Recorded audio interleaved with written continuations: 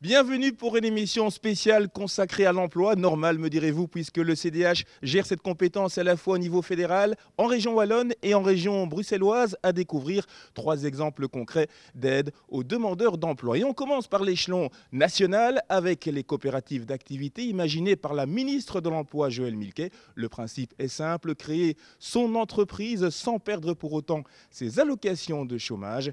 Exemple à Bruxelles avec Aline qui a créé une société liée à l'alimentation. Regardez plutôt. Bonjour Aline. Bonjour. Je devrais plutôt dire Miss Vertigo puisque c'est le surnom qu'on t'a donné dans ce nouveau projet que tu as décidé de lancer récemment. En quoi consiste-t-il ? Il consiste à faire découvrir une cuisine plus verte, plus créative. Rien ne se serait fait sans l'aide de la coopérative d'activité des buts qui aide des personnes sans emploi à créer leur propre entreprise. À la base, il y avait surtout l'envie de concrétiser ce rêve. Et pour le concrétiser, il fallait se lancer sur le marché. Et la coopérative d'activité, c'est ce qui me permettait de le faire avec le moins de risques financiers possible.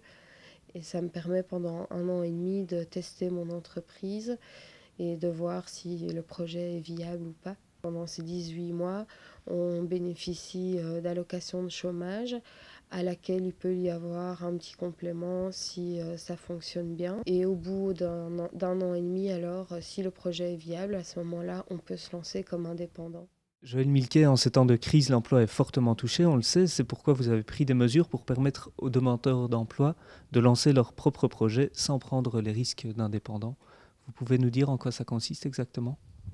Ça, c'est un projet qui a été, en tout cas, rendu possible l'an dernier sur base d'un nouvel arrêté royal.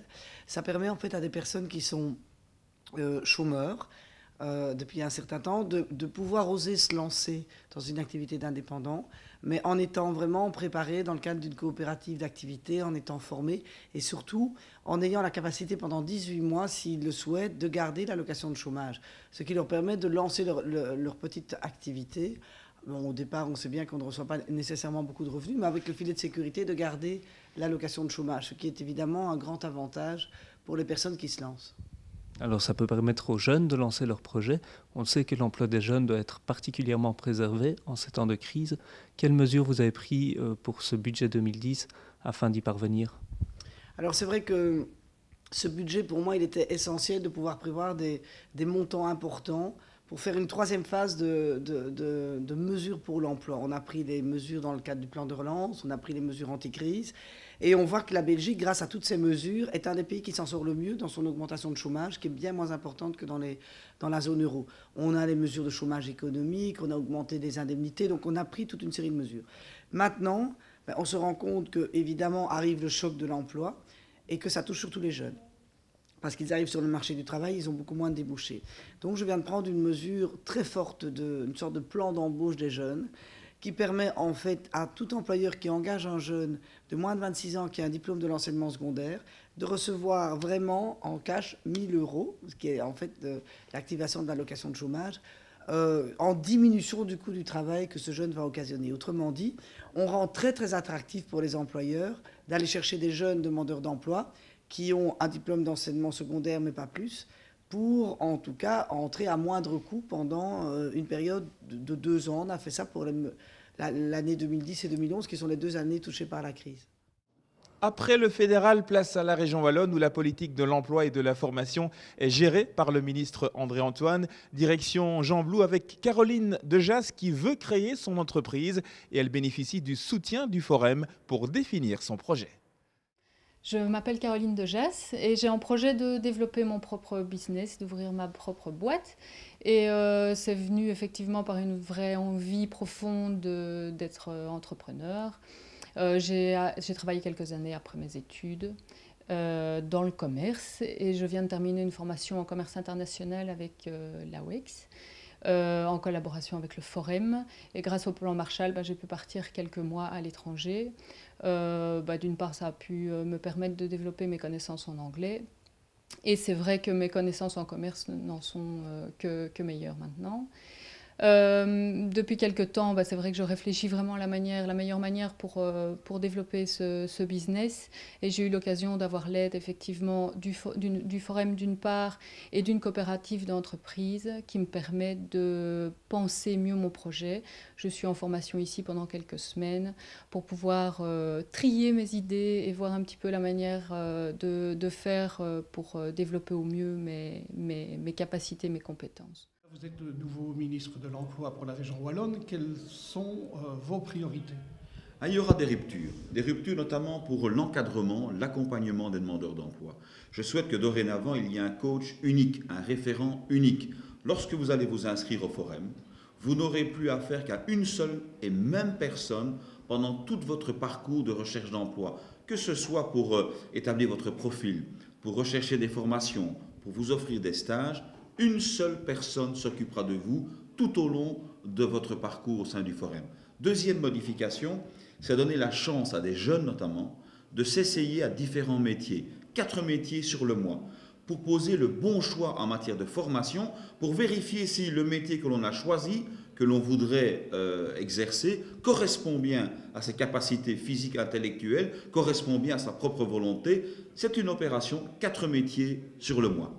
Puis troisième élément, je voudrais indiquer combien je suis préoccupé par la situation des personnes qui perdent leur emploi dans le cadre de licenciements importants liés à la crise économique. Je souhaite non plus intervenir dès lors qu'il y a 100 licenciements, mais dès lors qu'il y a 20 licenciements. Je ne souhaite plus m'occuper uniquement des contrats à durée indéterminée, je veux aussi me préoccuper des intérimaires, des contrats à durée déterminée. Et enfin, nous allons mettre autour de la table tous les moyens, que ce soit privé, seul de l'entreprise, public, le Forum, voire même des agences de placement pour qu'on puisse au plus vite retrouver du travail pour ces personnes. Enfin, en région bruxelloise, le ministre Benoît Serex poursuit sa gestion de l'emploi avec Actiris, un organisme central en la matière. Accompagner les demandeurs d'emploi, une mission en précieuse illustration. Comme tous les conseillers emploi d'ailleurs d'Actiris, je suis là pour informer et pour aider les chercheurs d'emploi dans leur parcours d'insertion socio-professionnelle. On a vraiment tous les profils, on a des jeunes, des moins jeunes, des personnes qui sont au chômage depuis longtemps, des personnes qui ont des difficultés à s'exprimer en français et des personnes aussi qui sont infraqualifiées, qui n'ont pas de qualification. Là, il faut voir avec eux de quelle formation ils auraient besoin. Pour les chômeurs de longue durée, là, il faut redéfinir aussi un objectif professionnel. Les jeunes, il y a plus aussi un travail de remotivation des jeunes qui est à faire. Et au niveau des personnes qui ont, au niveau d'une connaissance en langue, là, il y a éventuellement une orientation vers une alphabétisation, un perfectionnement en français ou en néerlandais pour des personnes, puisqu'on était sur Bruxelles, quoi. Benoît Serex, bonjour, vous êtes ministre de l'Emploi à Bruxelles. Alors pour vous, quelles sont les politiques fondamentales à mener en région bruxelloise ? D'abord, travailler sur la formation de nos demandeurs d'emploi. Aujourd'hui, 2/3 des personnes qui cherchent de l'emploi à Bruxelles ont maximum un diplôme d'humanité secondaire inférieur. Donc faire en sorte de les amener à un niveau de qualification qui soit suffisant et qui correspond à ce que demandent aujourd'hui les entreprises, notamment en termes de connaissance des langues. Bruxelles est une capitale nationale et internationale. Il faut faire en sorte que nos demandeurs d'emploi maîtrisent à tout le moins les 2 langues nationales. On a lancé les chèques langues, 2250 € octroyés à chaque demandeur d'emploi pour lui permettre d'aller se former en langue. Former aussi à des fonctions critiques où, malgré la situation du chômage à Bruxelles, il y a encore un certain nombre d'emplois qui sont disponibles dans le secteur de la construction, dans le secteur des nouvelles technologies de l'information et de la communication, dans le secteur de l'ORECA. Au-delà de la formation, donner aussi un accompagnement personnalisé, individualisé à chaque demandeur d'emploi. Et c'est ce à quoi on travaille au travers de ce qu'on appelle le contrat de projet professionnel ici à Bruxelles, faire en sorte que chaque demandeur d'emploi ait son coach, qui le voit régulièrement et qui fasse le point avec lui en termes de démarche de recherche d'emploi, mais aussi en termes de formation. Et enfin, poursuivre la décentralisation d'Actiris. On a fait en sorte que le service public se rapproche du citoyen. Moi, je crois beaucoup dans cette relation de proximité entre l'opérateur public et le demandeur d'emploi. Et donc faire en sorte que Actiris ait une antenne décentralisée dans chaque commune auquel le demandeur d'emploi a très facilement accès. Merci beaucoup de votre attention. Rendez-vous pour notre prochaine émission le 6 décembre prochain. En attendant, vous n'hésitez pas pour vos réactions et vos commentaires via notre site internet www.lecdh.be. À très bientôt.